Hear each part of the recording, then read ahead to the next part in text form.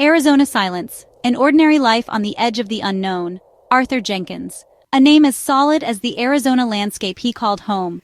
He lived a life of quiet simplicity in the rural expanse where the desert stretches far and the nights are deeply silent.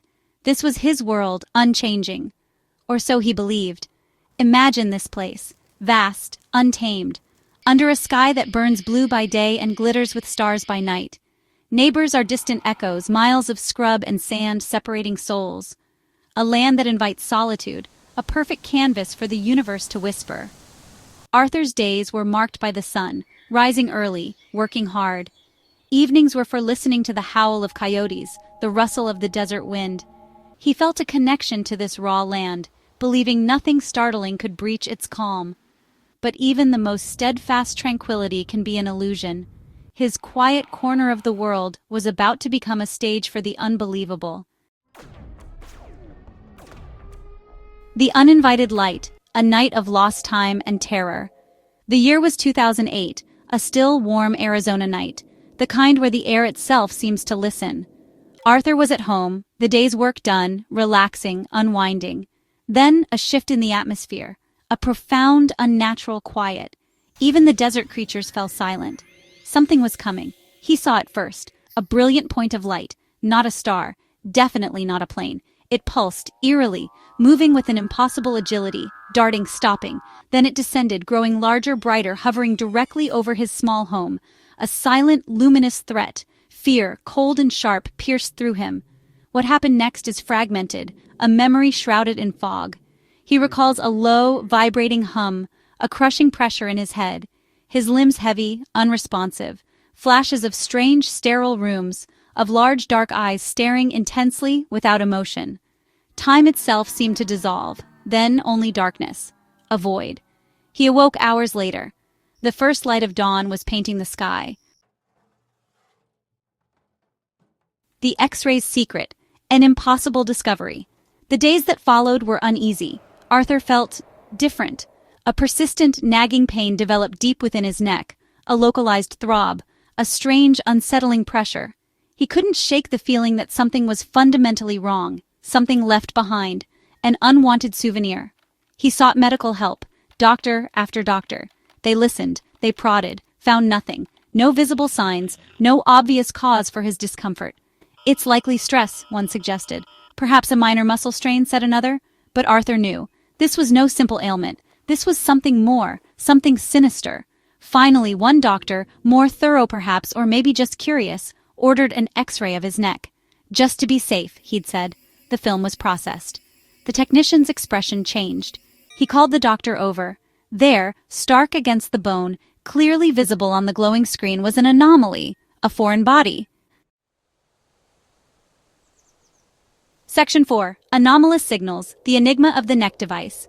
The object itself was a puzzle. The X-rays were scrutinized by multiple specialists. It was tiny, no larger than a rice grain, but its shape was precise, smooth, symmetrical, almost engineered.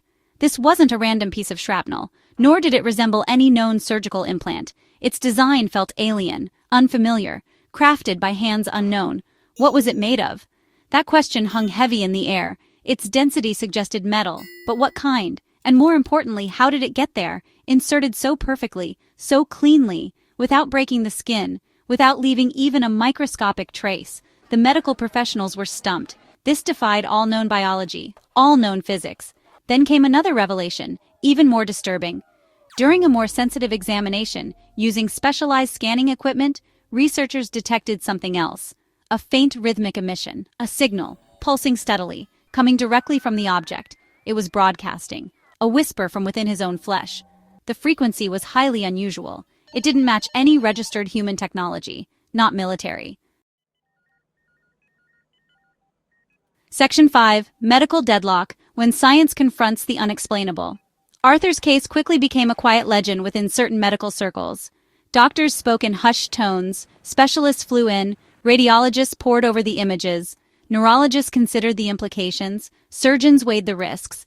Each expert who reviewed the evidence left more perplexed than before. They had simply never encountered anything like it.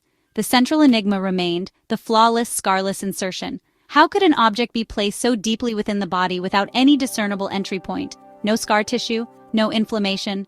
It was as if it had been wished there. This flew in the face of established medical science. It challenged everything they thought they knew about anatomy, about surgery. The debate raged. Should it be removed? The object's proximity to vital structures, the cervical spine, major arteries, nerves, made any surgical attempt incredibly risky. A millimeter's error could be catastrophic. And what if the object itself reacted to being disturbed? The unknowns were terrifying. The Hippocratic Oath, first, do no harm, loomed large. Conventional medicine offered no solution.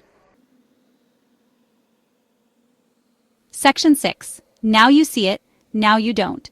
The implant's phantom disappearance.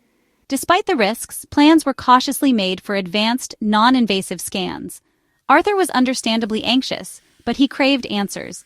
He needed to understand this foreign presence. The night before a crucial follow-up, Arthur went to bed. He felt the usual dull ache in his neck. He tossed and turned, drifting into uneasy sleep. He woke suddenly. Something was different.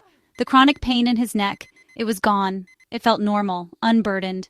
He rushed to the hospital, heart pounding. An emergency X-ray was performed immediately. Section 7. Lingering shadows, alien abduction, or unfathomable science. The disappearance was, if possible, even more astounding than its appearance. How does a solid metallic object dematerialize from deep within human tissue, leaving no sign of exit, no wound, no residual trace? Arthur's doctors were beyond baffled. They were dumbfounded, speechless. This wasn't just unexplained, it was seemingly impossible. Theories, once whispered, now shouted, from the mundane to the outlandish. Could it have been some revolutionary bioabsorbable medical device? One that dissolved after its purpose was served? Technology decades, maybe centuries ahead of ours.